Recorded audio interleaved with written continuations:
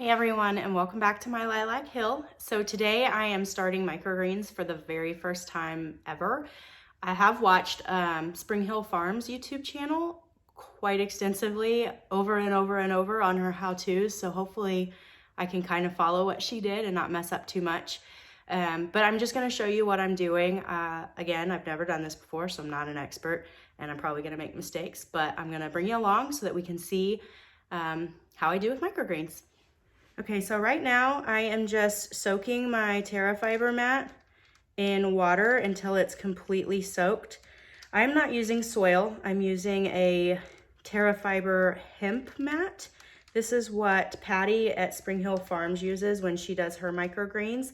And the reason she likes it so much more is just because with soil, when you go to harvest and you've got your microgreens growing up in this tray, and you go to take your scissors and you harvest, it's very easy to get down in the soil and make a mess, and then you've got to wash those greens. And so with this, she actually just takes her mat out of the tray and harvests right down to the mat. So not only does she get to have a cleaner harvest, but she's actually able to harvest more greens per tray. So I'm just soaking this in some warm water until the mat is completely completely saturated with water. And then I will bring you back once we are at that point, and I'll show you what I do next. While my mat is soaking, I figured I would go ahead and let you know what I will be planting. This is a mild micro mix from Johnny's Seed Company. I'll put a link in the description box below.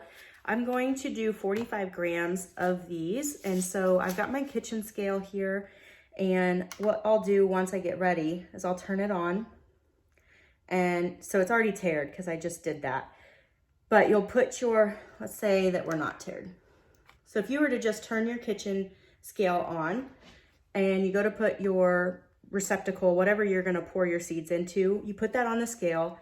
I refer to it as a weigh boat just from my years of being in the research industry.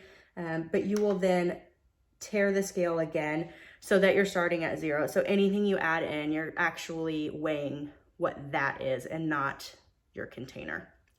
So that's what I've got there. I'll put a link in the description box for this scale, but it's just a cheap one from Amazon. And then you'll see me using a spray bottle. This is just a 1/2 gallon spray bottle. You can get these anywhere. I think I actually got this from Johnny's just because it was easy enough to add it to my next purchase. And then I've written on there that this is for microgreens, and it's 10 parts water for every 1 part of my hydrogen peroxide. And this is a hydrogen peroxide that I use. It is a cleaning and sanitizing liquid that is human safe, pet safe, environment safe, and earth safe. And I got this on Amazon also, so I'll link that for you as well. Okay, so my mat is completely saturated, and I told you guys I was going to do 45 grams, but my container or my package of mild mix only had 30 grams in it, or 29 grams, I guess, to be more accurate. So that's what I'm gonna do. So what I'm gonna do now that my mat is completely saturated, I'm actually gonna move my scale out of the way here, is I am just going to take my seeds and sprinkle them all over this mat.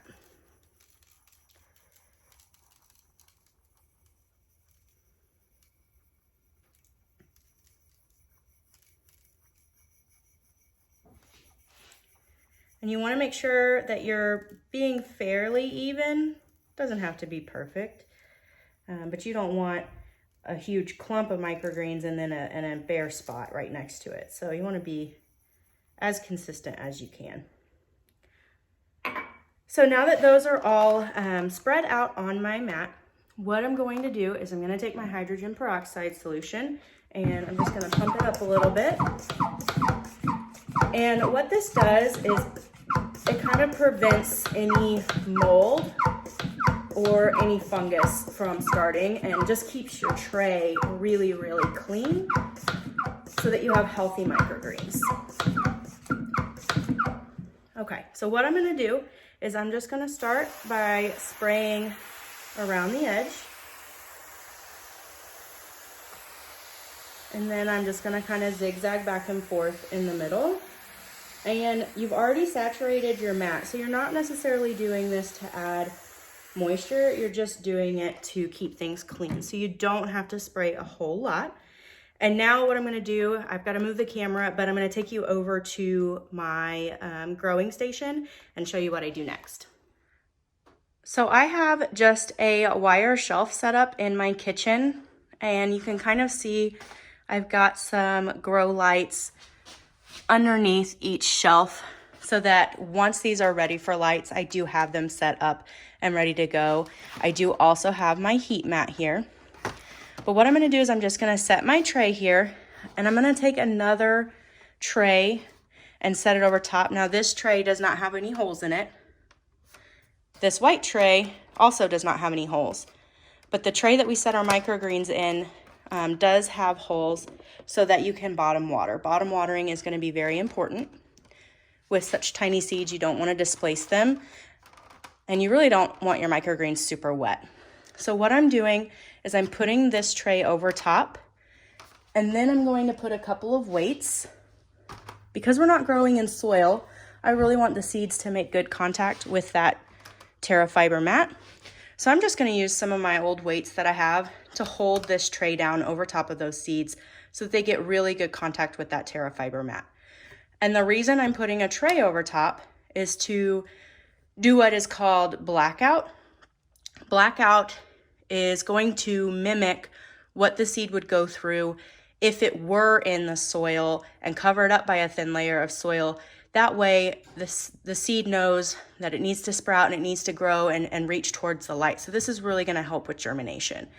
I'm gonna leave this for a couple of days, and I'll bring you back and show you what that looks like in the next video. But for right now, this is it. I'm gonna sign off, and I appreciate you guys watching. I will leave links to everything in the description box below. If you have any questions, let me know in the comment box. I don't promise that I'll have the answer, but maybe you'll teach me something too. If you saw what I did and you have suggestions on how I could do it differently or improve upon it, let me know. But otherwise, I will see you guys next time. Thank you for watching. Be sure to like, share, and subscribe.